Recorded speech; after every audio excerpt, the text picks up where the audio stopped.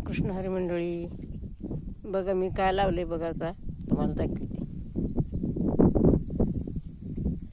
बटाटे कोंब आलेली होती ती घरात,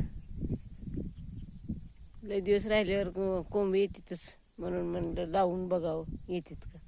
तर हे कसली छान हाताने सरी करून लावली. कांदे पण चांगले आलीत. जरा गवत झाल्याचं खुरपावं पाणी देऊन.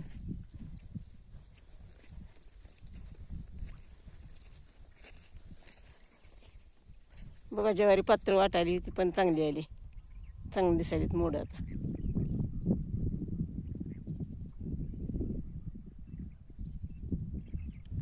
लसूण थोडा भिजायचा राहिलाय, पैप इकडे काढावं लागतं काही बाबा.